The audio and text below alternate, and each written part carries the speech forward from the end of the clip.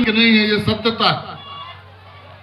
और जब बुद्ध की बात आती है तो इस देश में अंबेडकर जी की बात जरूर आती है, क्योंकि बाबा साहब अंबेडकर ही वो व्यक्ति हैं जिन्होंने तथागत बुद्ध को पुनर्जन्म दिया है इस देश में।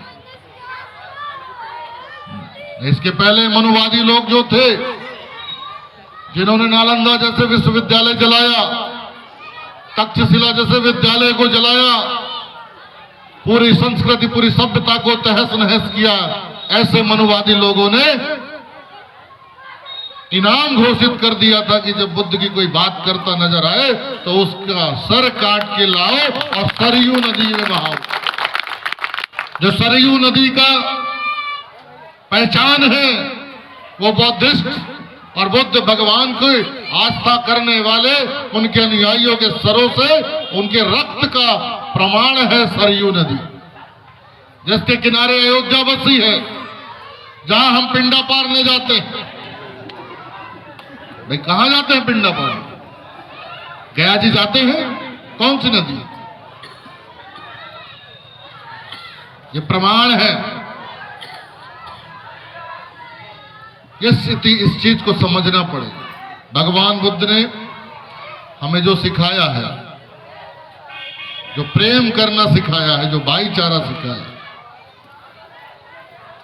उनका जन्म 563 ईसा पूर्व, 563 मतलब आज से 2563 साल पहले जब हुआ, तब इस देश में इंसानियत की कोई गिनती नहीं थी। इंसानों को काटा जाता था, मारा जाता था, कुचला जाता था, कोई प्रेम नहीं था, सिर्फ राजा था और प्रजा थी।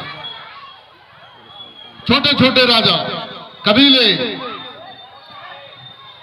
राजा आज की तरह नहीं थे, शानो शौकत वाले राजा नहीं थे, कोई महल किला नहीं होता था, बस कबीले होते थे छोटे छोटे, छोटी छोटी जमीनों पे कब्जा होता था, वहीं जोतते थे, वहीं बोते थे, परिवार का भरण पोषण करते थे। उन्हीं में से एक मुखिया होता था जो राजा होता। पुरानी किताबों में और आज के आधुनिक दौर में बहुत अंतर, सोचने में, समझने में, लिखने में, पढ़ने में। तथागत बुद्ध ने कहा था कि हम मानव जाति में आर्य सभ्यता लाना चाहते हैं। अब वो आर्य सभ्यता क्या थी? आर्य सभ्यता थी आज का पीएचडी, आज का शिक्षा, जैसे हम कहते हैं ग्रेजुएट, पोस्ट ग्रेजुएट, डॉक्टरेट, ये जो डिग्रियां होती हैं, उस जमाने में आर्य का मतलब था सभ्यता, सभ्य।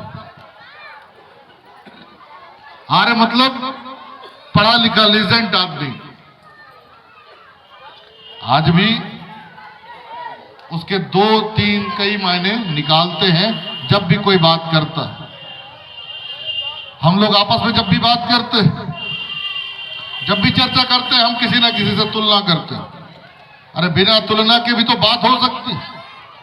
अभी हमारे भाई संचालन कर रहे थे, उन्होंने कहा मैं सीख रहा हूं, लेकिन मैं अपने भाई से कहना चाहता हूं, जिसको आप पुनर्जन्म में विश्वास हो वो इस जन्म को सीखने में निकाल दे। जिस व्यक्ति का विश्वास पुनर्जन्म में हो वो सीखने में निकाल दे, और जिसका विश्वास इसी जन्म में हो वो शासन सत्ता के लिए तैयार हो जाए। क्योंकि बहुत सारे लोग सातों जन्म, अगली पीढ़ी, अगले जन्म की सोचते हैं, लेकिन मैं और तथागत बुद्ध ने सोचने के लिए मना किया। उन्होंने कहा है कोई पुनर्जन्म नहीं होता, कोई पुनर्जन्म नहीं होगा, और जिस कथा में, जिस व्यवस्था में पुनर्जन्म है, वो गलतियां करते रहे, सुधार करते रहे और पूरा जीवन अपना सीखने में निकाल दें। अगर बुद्ध को मानते हैं तो हमको इसी जन्म में सब कुछ करना। आरएसएस को देखिए, आज बीडी शर्मा प्रदेश अध्यक्ष हैं। प्रदेश अध्यक्ष बनने के पहले सीधे सांसद बने, और सांसद बनने के पहले भारतीय जनता पार्टी के अंदर संगठन महामंत्री बने। उसके पहले क्या थे? उसके पहले वो ट्रेनिंग में थे। आरएसएस कार्यालय में झाड़ू लगाया, पोछा लगाया, भाजपा कार्यालय में झाड़ू लगाया, पोछा लगाया, लोगों की संगत में रहे, मंच में पीछे बैठे रहे, मंच में झाड़ू लगाते रहे, दरी बिछाते रहे। और जब वो आदमी ट्रेंड हो गया, जब आदमी वो परिपक्व हो गया, तो संघ ने उसे प्रमोट कर दिया। हो सकता है कल वो भाजपा का अगला चीफ मिनिस्टर का उम्मीदवार हो। हमारा आदमी ट्रेनिंग नहीं लेना चाहता, हमारा आदमी ट्रेनिंग नहीं लेना चाहता। हमारा आदमी पहले दिन क्यों लड़ता है? चलना सीखा नहीं कि चुनाव लड़ना है उसे, पंची, सरपंची, जनपद, जिला, विधानसभा, लोकसभा जो मिला वो चुनाव लड़। ना सभ्यता बात करने की, ना सभ्यता क्षेत्र की समझने की, ना सभ्यता खुद के पहनावे की, बोली भाषा, रहन सहन, ना विचारधारा की बात, सिर्फ चुनाव लड़ना। जिसके